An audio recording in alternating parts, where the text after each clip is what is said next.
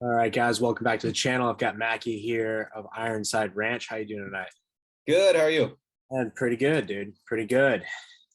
So I've got you on. I want to know how you see this next year going. So we're at the very beginning of 22, and then what do you think is likely outcomes? I guess things that may have a higher probability than zero occurring over the next few years.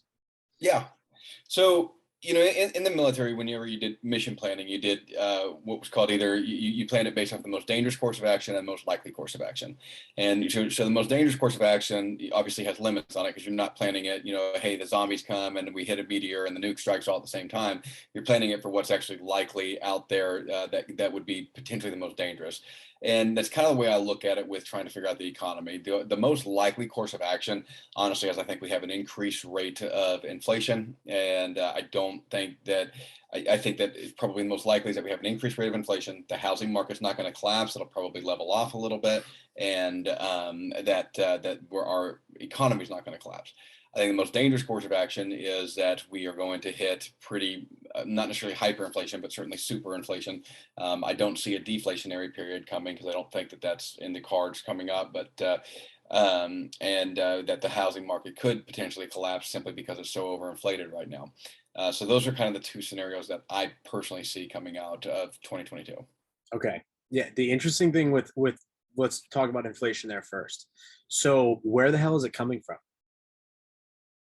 The inflation Yeah. right now, a lot of it is, everything everybody wants to blame COVID, and COVID was, I think, maybe a catalyst for a bunch of other issues coming into play. I think that Yeah. whenever you have inflation in energy and in food, it causes inflation everywhere else, right? Probably And wasn't the Rona. It was probably the government's response to the Rona. I agree. I wholeheartedly agree with that. Yeah. But again, either way, I think in my eyes that was just a catalyst. That was not actually the issue. It was the fact that we shut down the economy, and that was catastrophic. It was the issues that we have about the vaccine mandates now going on, and people talking about that, and it's like, well, that's scaring people to not want to go back to work, because if I work for a company that's over 100 employees and I don't want to get vaccinated, why the hell would I go back? That doesn't make a lot of sense. And then you got obviously the whole shipping issue that's still just a cluster right now. That is actually a fairly easy issue to solve. That's there's a very simple solution on this end. But so we have all these other issues, and then we have this kind of catch up of labor forces. And then now because you've got the rising inflation, you have laborers and unions that are renegotiating their contracts, right? We just saw that with John Deere. We're probably going to see that with like Kubota and Mahindra and stuff like that coming up because obviously they saw that it was successful with John Deere, right? They renegotiated their contracts, the prices for the labor all went up. And so John Deere is just going to raise prices on their product over the next couple of years. Yeah. Yeah. So I mean, basically, you're just in this inflationary spiral up. Yeah, it's a hard spiral to come out of. I think that it's probably going to get worse before it gets better. I do think that the inflation will eventually get better because all of these issues are fixable issues, right? The labor shortage is a fixable issue. The labor's out there. We just got to quit paying for them to not work. Yeah, I mean, people say that, but it's like I don't know. I mean, is that happening? I don't have any guys on unemployment or anything like that, so I don't. Are people like sitting at home and just collecting on? I guess that's what you hear. I know that we have been trying to hire, and we have been having a hard time finding quality applicants. Yeah. I know 100 different companies out there like mine that are trying to hire that are having a hard time finding quality applicants. So there's a reported labor shortage. Let me put it that way. Presumably the reason is because they're receiving money to not work. Otherwise, they would simply have to go to work and have to find a living, right? So again, that is a fixable issue. The shipping issue will eventually settle down, even if they don't do anything with it. By the nature of shipping, it'll eventually, the shipping companies will eventually get control of it. The easiest solution is for the different ports around the country to start offering incentives. Tell them to bring it into Alabama, and that the governor would give them a tax break on it, and even provide X amount of labor, because that'll bring so much more cash flow into the country or into the state to do that. I don't know why the governors of these states that have ports that are on the ocean are not pursuing more options with this. But even left unchanged, that issue will eventually resolve itself. The issues in the food supply that we're constantly seeing, right? We're constantly seeing these shortages in production, these shortages in processing. All of those issues will eventually resolve themselves through the nature of the market, right? Because even under communist China, there's still some semblance of capitalism there. We talked about that earlier, and that capitalism will come through and fix the issues because they're good at fixing issues, government's not.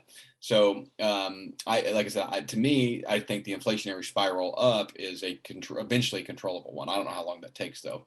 Yeah. See, I see it two ways where you have this inflation, it keeps going, people get pinched. So they go, or what are my priorities? Housing, food, fuel. So, not spending money at the movies, not spending money on vacation. So they start to have the discretionary spending goes away, not buying a new bass boat, not buying that stuff.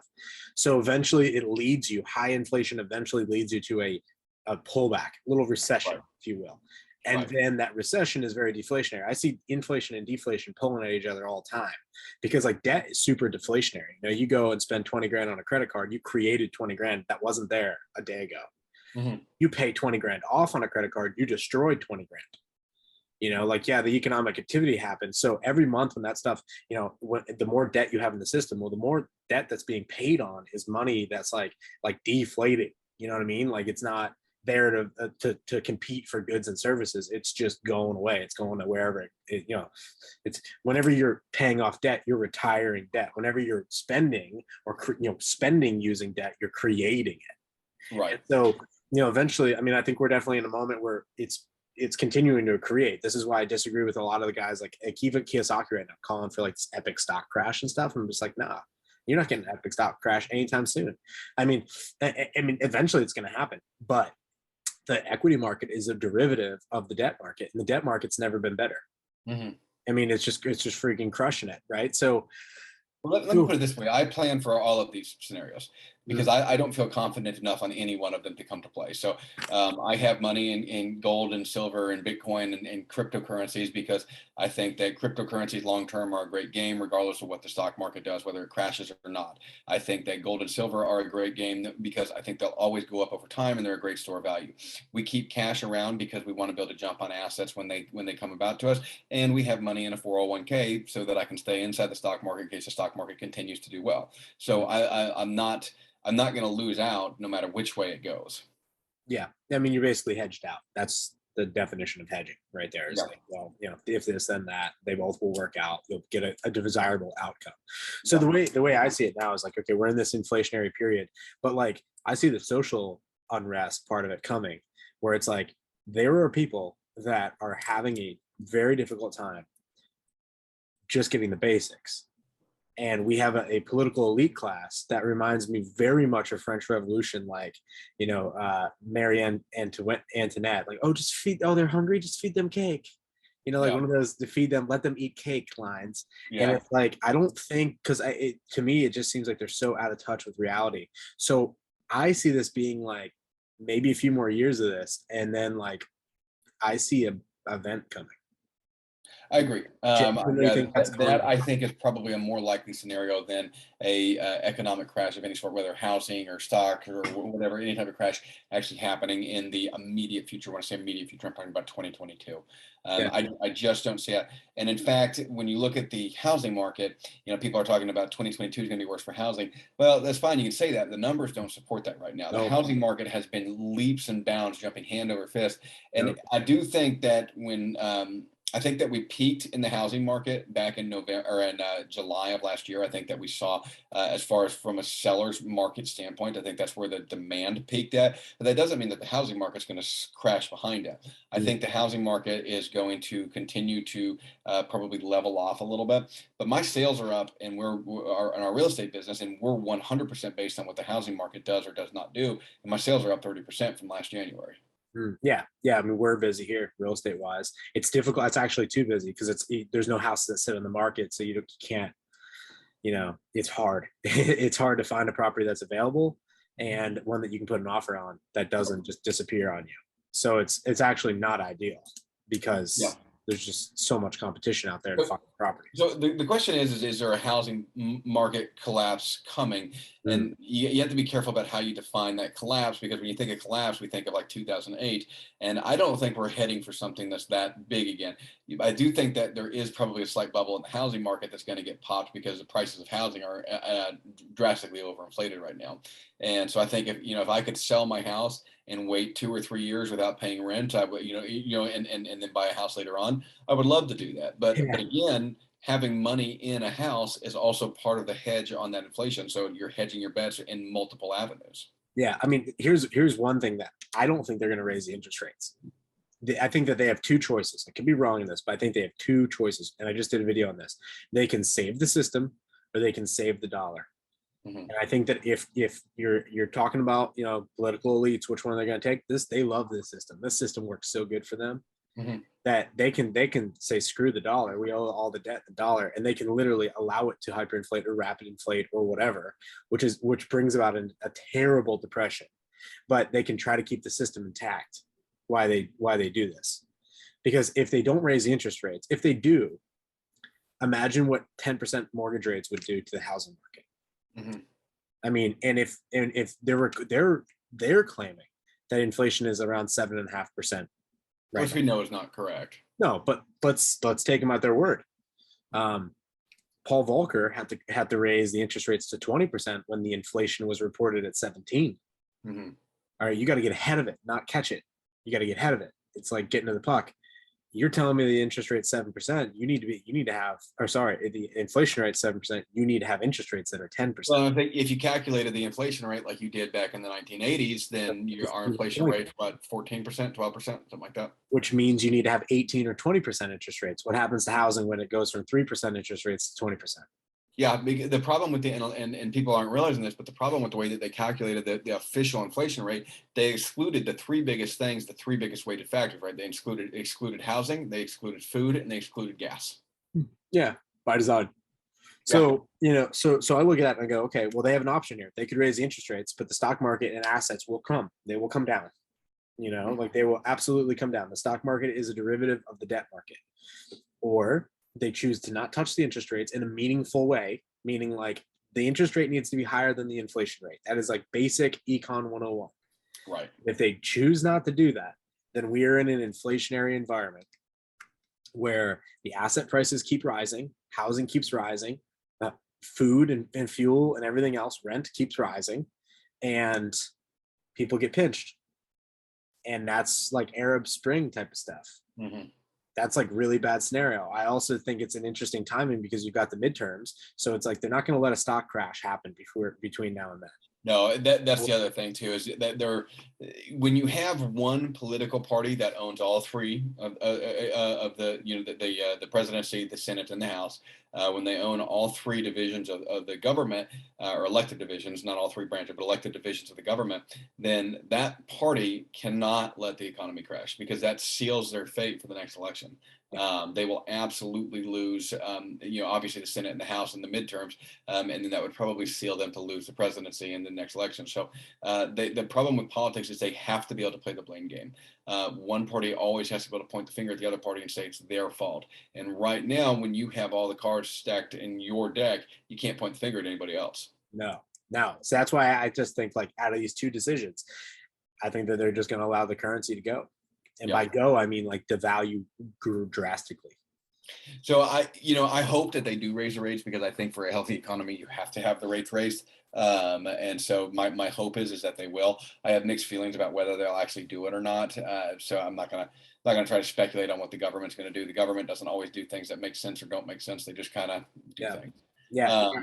But you're absolutely right that in order to actually match the inflation, they've got to raise it to 15%, which obviously is not going to happen. Yeah. I mean, exactly. So, all right. So you have this rapid inflation, and you essentially, I mean, the way I see this, it's a little bit more sinister. You're wiping out the middle class on purpose. Yeah, and you can start getting into socialism and communism topics here, and that's kind of the design of both those systems is it wipes out the middle class, right? You have Sure. the elites and the poor, and that's about it. And that's effectively what that does. And so there's a whole philosophical discussion there that we don't need to get into. But the bottom line is I think part of the reason that they're softening the blow for the saying the 7% inflation is I think that they know that the inflation is going to be worse in 2022. And if I can go from 7% to 9%, it doesn't look quite so bad. But if I go from 3% to 9%, well, that's scary all of a sudden. Yeah. I mean, so I just think that they're in a spot where they're just going to allow inflation to continue to rip. And I'm not sure. I mean, one thing that a silver lining to this that I think is interesting is that I don't think that the elites are competent. Before I was like, oh, they're very competent. They know what they're doing. Now I'm like, I don't think that these people have any clue what's going on at any level. No, I don't think they're competent at all, and I think they're too self-invested to be competent in actually protecting the country's economics. The one thing that's interesting is I think what they're banking on is I think that they are banking on the supply and demand curve, right? You're familiar with the idea, and I think they're banking on that to actually fix itself right now, because right now it's the supply and demand curve is out of whack, and I think they're banking on the idea that hey, though that curve is going to come back together. And okay, because it always does, and it does, yeah. Well, Yeah. always does to an extent, I guess. There's always collapses in there and failures, like Roman Empire falling, that show you that okay, it doesn't always come back in, but 90% of the time it comes back in. And so I think they're hoping that this falls into the 90% category. I mean, I could see that. The bigger part there though is that they're doing things that seem so outrageous that there's no way they could be by accident. Like, for example, you have supply chain issues, which is helpful to have inflation. If you're trying to get inflation, right? Have supply shocks. That's why everything's an emergency after an emergency these days. It's like, oh, this is a shortage. That's a shortage. But okay, you create mandates on your truck drivers. Well, that's going to equal less truck drivers. Yeah, I've thought the exact same thing. Create mandates. Yeah, you create mandates. So your policies, like let's take the state of New York, for example. They're down 30,000 healthcare workers. It's a lot. Like that's a lot, right? So now they're coming out going, you need to get your fourth medical experiment. Like you need to get your fourth one. The people that are left. And it's like, reverse course, hold on. What are you doing, right? Because you're not going to have a functioning healthcare system. But I think that it's by design. I have a hard time thinking that it's not by design. I thought the same thing with the shipping thing, because we're all of a sudden in this shipping catastrophe, and what do? They start tightening the regulations on truck drivers. Of course. At the state and federal level, and then we make it illegal for felons to be able to get a hazmat endorsement. Like it's a big problem that felons are driving semi-tankers full of gasoline into crowded rooms and blowing it up. Like, can you give me for instance of when that has been an issue? Right. Yeah, they're just decreasing the supply of available workers. You're reducing the supply, and you're also destroying that individual, which I think is immoral to begin with, because you want to say, okay, we want you to reform and come back out to society and try to be a contributing member of society, but oh, by the way, we're going to screw you and take your ability to make a living. Dude, I subscribe big time to the big reset thing, and I don't think that they'll be able to pull it off, but I think that's what we're watching. Yeah, I'm not entirely opposed to that idea that they're trying to do it, and that I think it is going to fail to try to pull it off. Oh yeah, the whole idea that the World Economic Forum, by 2030 you'll own nothing and love it. No, I don't see that happening. I mean, what's that? Well, we are moving into a nation of renters. So people lease their phones, they lease their cars, and they lease their housing. Yeah, but there's too many red-blooded Americans out there that want to own the property, that want to actually have it, and I just don't see that happening. And you got to look at it. What's the largest lobbies and unions in the U.S.? What are they? The gun lobby, maybe. No, real estate lobby is one of the largest. Right? Yeah, real estate's a mob. National Association of Realtors is one of the largest. I don't remember if they're the largest, but they're like third or second. They are a mob racketeering effort. They are, and they're not going to allow a reset where people don't own houses, because they don't make any money if people aren't buying and selling properties. Okay. So I think that you have too many big vested interests competing against each other, saying we're not allowing that to happen. And I don't think the World Economic Forum has the cojones and the ability to make it happen here. They may be able to pull it off in Europe. I don't know, but I just don't see it happening here. Yeah. Okay. So I mean, I see that too, where it's like they got Australia for sure. Australia to me is a lost cause. You're done. Yeah, Australia. I read an article years ago about it where the guy said that basically the moment we laid down our guns is the moment we lost. Yeah, I mean, there's just now. Here's the thing: people speak about this in the U.S. all the time, and it's like it seems like it's possible, and then it's like totally not possible at the exact same time. Like people talk about this all the time, but it's like the state, if you will, the deep state, the state, whatever, has so much control of this nation at this point in time that I don't think they would have any problem extinguishing any sort of issue. Mm-hmm. I mean, it would be unpopular. You would have to have quite a civil uprising. I mean, we see this with like deplatforming and canceling. Well, look at it with the January 6th riots, right? The January 6th riot, they, that one is called a riot. But when I'm rioting in Ferguson and burning cities down and killing people, that's called a protest, right? So as long as I control the narrative, I control how it turns out, and so it ends up being who owns the most media. Yeah, I mean, it's amazing that people still watch the big media. Yeah, that surprises me too. I look at it and I'm like, who the hell gets their who gets their news there? Yeah, I mean, I don't even watch Fox News anymore. Like I watch Tucker, but that's about it. Like I like Tucker Carlson, but I mean, who gets their news there? Like, I mean, there are so many substantially better news sources. We get most of ours now from the Daily Wire, but I mean, there's substantially better news sources out there. Yeah, I know Joe Rogan has the biggest audience in the game, like 10 or 11 million views an episode. And I think Tucker is like the number 2 guy. I just saw a chart on this where he's got like 4.5 million views. And then like CNN, MSNBC all have like 1 million or 2. Yeah, I know. I've thought about that all. I'm like, so Tucker Carlson can literally get in front of his cell phone and do a video and post it, and it will get more views than the entire CNN broadcasting stream will all day. Yeah. So I mean, but here's where we sit with the elites and everything. Like, I don't think they think it's possible. And I'm not quite sure it is, because if you look around, which is like if the state of the American male at this point in time, there's not a lot of them. Yeah. Of what is left, these are very beta-tized boys, and they will do what they're told when they're told, and they don't really have much interest. If anything, it's like the Gen X and the millennials. The Gen Zs don't care. They don't care. Like that's been my experience. There might be a few here and there. I've got younger cousins that are Gen Zs. I'm like, hey man, what do you guys think about going to school with your mask and stuff? Because they live in New York. Oh well. Yeah, it is what it is. Yeah, I'll do it. They said I need to do it to be safe. It's like, no, you don't understand. Like, you have to have some principles to live throughout your life. You have to have some principles. You have to have something to live for. And so part of me is like, I see this because there is a guy in our country who lost his son to the Vietnam War. Then lost his manufacturing job and never recovered.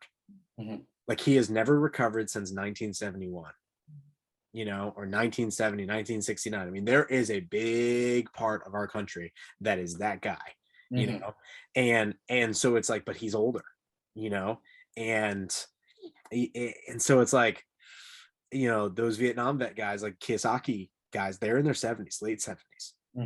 And then you've got your millennials and you've got your Gen X, which I think are your most, but your millennials are now 30 or over. One of the interesting things about millennials is people talk, and people have always talked a lot of trash about like our generation, right? And you hear this all the time about how big of pussies they are, yeah, I mean, you've heard it all. They want to have their beanbag chairs and everything. And the reality of it is that you can say what you want about millennials, but there's a couple facts. One biggest fact that I see for millennials is that they provided the largest voluntary military force during a wartime in American history. That's pretty substantial, and that says a lot about their character, and that says a lot about what's coming out and who's actually available to rebuild the country in the way that we want to. Okay. Yeah, because the way I see this, I'm like, I see the inflation, I see the economics part of it. Eventually, it feels like there'll be a stock crash. It could crash up. You know, like it could be like Venezuelan stock market, best stock market in the world. You just can't buy anything with the money. Yeah. You know, so it could, you know, so I look at this and I'm like, well, you know, economically it seems like there's some issues. We keep hearing about the food shortage things. My buddy from Australia just sent me some video yesterday. He's walking around his grocery store. He's like, Trav, check this out, check this out, check this out. I'm like, holy cow, it's happening there. At least in his hometown, it's happening. Now this guy's smart. He had 6 months of food for 7 people. Man, I've got pictures from Madeline went to the store today, and I'm using it for thumbnails and some of the videos I'm doing, and I'll probably use it in one of the ones that you and I did. And I mean, empty shelves after empty shelves. I mean, that's just at our local Walmart. So we haven't seen that yet here. That's interesting. So the food shortages have definitely hit us periodically, and what's really interesting is you got to look at how the stores are doing it, right? The stores are designing it in a way that you don't see it. If you go to any Costco, they've removed like 30% of their shelves, and they spread everything out, and they moved, you know, there's an extra 3 feet between the rows, and it's so that they could make it to where it didn't look bad, right? Yeah. Same way that you go to the tractor dealership downtown, and the tractor dealership's only got 5 tractors out there, but they're all spread out, taking up the whole lot. See, what's crazy is my dealership's got them in. You know, in Costco, I got to go buy Costco. Like I got to go buy and just see what's good, but I haven't really seen it yet to hear just yet. I mean, we've got port, you know, we're near ports and things like that, so that might change. You know, we're near the port of Tampa. We got the port of Miami to our south. We have a good governor too. Yeah, we got a decent governor, so things are flowing. But like, you know, we've reached this point of like incompetence in a way where like we just don't have, like we had this huge population of email class PowerPointing, like PowerPoint email class is what my buddies call it.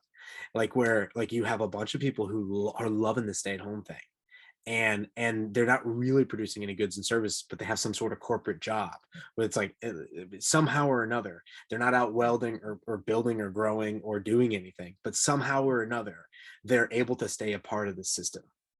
It's just bizarre to me, because I get it, there's some administrative tasks that have to happen, but the level of administrative tasks that we have is alarming. It is, and it's interesting that we've gone to more administrative tasks than we have to the actual workers. It seems like, you know what I mean? Like I don't know. I mean, I don't know what the actual raw data says on that, but you know, I mean, I know a lot more people that are executives or managers or something like that than I do that are welders or plumbers or I should say that's changed now since I work day in day out in the construction industry. I probably, but I mean, you see my point when you know, I was working in corporate America, seemed like there was more managers than there were people that worked on the factory floor. Right. Yeah, exactly. And that's why I look at this and I go, okay, it's all mirage. As long as they keep the money printer going, they keep the trucks kind of running, they keep the boats sort of coming in, you know, they keep people afloat. They allow, you know, student loans. That's a big thing right now. They're not having to pay for a year or two. So it's going straight into the Robinhood accounts. My buddy runs a pest control company. He's like, dude, I've had 4 people quit this year because they're trading crypto or stocks. I'm like, that's interesting. That, you know, is very, you know, bubblish, you know, when you've got like your pest control guys that are like not working at the company anymore because they're like trading crypto, you know. So, and I'm super bullish on crypto long term here, but like you know, it's very telling of like, you know. Well, I think crypto's a bubble short term though. Yeah. I think crypto's a pretty big bubble short term. I think that, and I don't know when it's going to happen. I'm not necessarily saying in the next 3 months, but sometime in the next few years, I think you're going to see a pretty market decline in crypto. But I'm very bullish in crypto over the next 20 years. I think crypto has a great future over the next 20 years. I think gold and silver have a great future over the next 20 years. But that doesn't mean that I think that, and I think silver is incredibly suppressed right now, which is a whole different discussion. Yeah. So silver is like my favorite asset. It's like, you don't need to be smart to know how to use it. You know, actually, I like gold better than I like silver. I'm one of the I guess the weird precious metal guys, but I like the gold better than I like the silver right now. I think gold is also suppressed. Interesting. Yeah, interesting. I see. I feel like gold is priced just right based on historical norms. Like, yeah, I think. Well, I shouldn't say I think gold is suppressed. Let me rephrase that. I think gold is probably priced appropriately for right now. I think that there's going to be a huge markup on gold as you see, if we see a bubble burst in crypto, that means all that money that was going into crypto that normally was going into gold and silver is going to go back into gold, which is going to drive the price of gold up, and gold naturally goes up with inflation.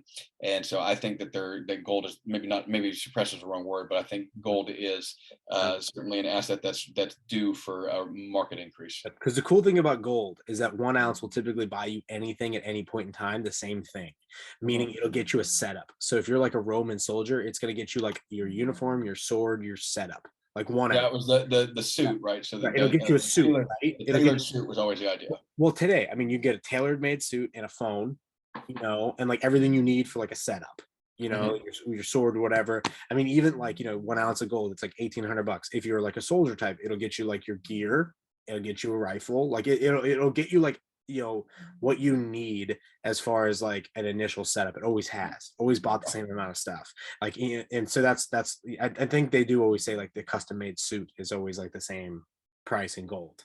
And Right. that's how, and so I see it as appropriate price at $1,800 right now for an ounce, like for the moment. But I definitely I see that in Right, the, but what's happening with your cell phones right now? What's happening with the price of guns right now?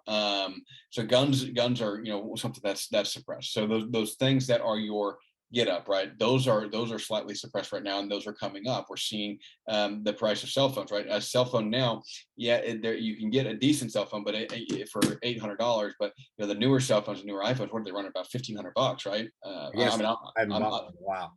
Yeah, Yeah. I always just take I'm whatever I can. actually going to a flip phone. Are you? Oh yeah, I'm getting for real about like where I genuinely think what we're moving into over the next few years, that very little market and economic stuff is gonna matter. Yeah, I I think actually we've talked for a long time about going back to a flip phone, and because I just but running the businesses is very difficult to use a yeah, flip phone. of course. I've actually got a little small tablet thingy I'm playing Mhm, with. I'm gonna try to find that, kind of run it like on a Linux situation, because mhm. Linux is cool. Lets you customize anything if you Yeah, really if you know how to run it, yeah, it does. yeah. And so, so I'm trying to get my thing like where I take a photo, it goes to like my other one. Like you can do it with Apple for sure. But if you read the terms and conditions, it's sketch. And I'll take pictures of stuff and I'll see ads for stuff. And I'm just like, I want out of this. I want out. Like, Mhm. so I want to be able to have like my own system where it's like my data is there and I don't want to be tracked. Like I just don't. And if like they end up running like some crazy, you know, Vax Pass or like FedCoin or whatever, and they're like, everyone's required to be like, I just don't have a smartphone, man. Like, I don't know. Like, Yeah, you know what I mean? Like, I can play dumb and be like, hey, I mean, I haven't had a phone for years now. yeah. I mean, so that's one of my things. But like, yeah, so I just the way I see this going, and also the book, The Fourth Turning. It's a great book, a great listen if you haven't gone through it. But man, I see history cyclical, and like every 80 to 100 years, we end up in these situations Mhm. where it's like you got like your World War II 80 years ago. Before that, you got the Civil War. Before that, you got the Revolutionary War. And that tells you 2 out of 3 times it was home front fought war here. I'm telling you right now, my money's on a home front war happening in America in the 20s. And I don't think it's going to look like the Civil War. I think it's going to look like federalism. So I think there's going to be a lot of posturing and a lot of like fronting, and I think it's going to be like very toxic. But I don't think there's going to be a lot of action. There'll be moments, but I think Almost like a Cold War. it's going to be a cold war. We're already in a cold war, I would say, is that we're in one now. Um, Yeah, I think because the cultural polarity is so bad right now, so bad. I mean, it's mind-bogglingly bad because one side can't even understand how the other side thinks, and we live in two different worlds, and so Ridiculous. Yeah. I think that's a huge problem, and I think there's very few people trying to reach across the middle and say, let's fix this, and that's a big problem. You can't have a conversation these days at all. There's no open platform speech. There's none of that, which is fine. It's like we got to move to platforms that are not going to close you down. We've got to move to like, but you just can't have a conversation. And we also have like people don't realize is like we got 30 years of literal Marxist education being taught in like the undergrad, graduate level, students who they came out with this mindset of like, oh well, climate change, like we don't know what it really means or whatever. Like for example, we were talking about tilling the soil, not tilling the soil. Like by doing a no-till method actually pulls net carbon out, like more so than any emissions or cow Yeah, farts that you could think of, right? yeah. So literally, if you want to fix, you want to have carbon drawdown, it comes with the soil. Like the soil is the Yeah, first. I have very little patience for people that talk to me about carbon emissions and the global warming aspect, and yet they're running their air conditioning system. They have no garden in their backyard. It's like, no, no, no. You want to you want to fix this? Go plant a garden in your backyard. Quit buying corn from the store and turn off your air conditioning system. See, and Until you do those things, I have no sympathy. that's how why I think that we're moving towards this event. And I just, and our demographics are whack. Like they're unbelievable. We don't see family formation happening. We Mhm. have an entire generation of younger women that we told like, oh, go be a feminist. You don't need to have kids. You don't need to, you don't need no man, this and that. And like what's happening is they're turning 40, they're turning, later 30s. And like, here we go. They're like, you know, childless, non-married, like group of feminists They're that angry. I mean, dude, you're going to see the rise of like witch type of stuff. Like as you move like 10 or 15 years into the future. Like when you get like a bunch of women like that are just like, there's no mission, there's no purpose, there's no like, you're it's just out of life. It's like as a guy. Well, I mean, you run into the same thing with young men too. Young men not being No mission. given any type of purpose. No mission. I mean, Yeah. what are the percentages now of fatherless households? And there is a healthy, I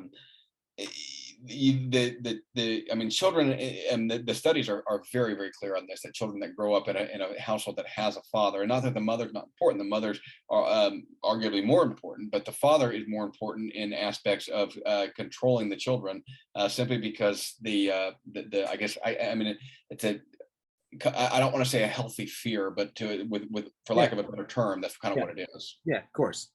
Yeah, I mean, but we just have this absent, right? And the absentee of that. But we also have an entire generation of men that did grow up without the father influence, right? So that's a hard thing to get over. Like that's not like just something you turn 40 and you're over it, you know? And I mean, I see it all the time where like we have like this rise of like the man child, like this beta dude where it's just like look at on Instagram, like all these sips that are just like liking this chick's photo, and then this chick's getting all this attention, and it's just like, this is just not normal life. Yeah, like this is just not what's good, so I look at this and I go, man, the demographics are so whack, the inflation's so whack, like the economy is so like out of like we've always been about like make line, like stuff line go up, like as long as there's more stuff, cool. Yeah. You know what I mean? Like stuff is cool, but like we don't have any core values. And so what gives? And I just think that this creates an angry situation. Well, this is something I talk about with my kid, and I guess I kind of got to wrap it up at this point. So but I talk about with my kids all the time is having principles and having values, and I think that is just an incredibly important thing for any adult, because if you don't have those principles, then you have nothing guiding your life. And I see it with my wife's father. Actually, we have absolutely no relationship with him, unfortunately, but he has changed his values depending on who he was married to at his life. It's because he had none of his own. And I think that is a problem. And if you don't recognize that, if you morph yourself, when you're married to somebody, you kind of, you become one and you end up with your personality as a couple. But that doesn't mean that doesn't mean that you're changing each other for the better. Not that one person is morphing to meet the other person's values. You have to come at it with a set of values and a set of principles all to yourself. Yeah, I would agree with that. And I think with that, we could definitely wrap. And I appreciate you coming on. Guys, this is Mackey. I'll list your channel. Make sure those links work, by the way, when you check it out. Let me know if they don't work. And I commented on one of yours, and I saw that today, and I saw that he that somebody had posted as a link. But it worked fine for me, so I'm like, well, it works fine. So anyway, I will try to. If not, just do a quick Google on YouTube, and you'll pop up his channel, and we'll do more talks like this, because I think that these are really interesting conversations to be having. Because not that we have a crystal ball, but I'm very interested in knowing what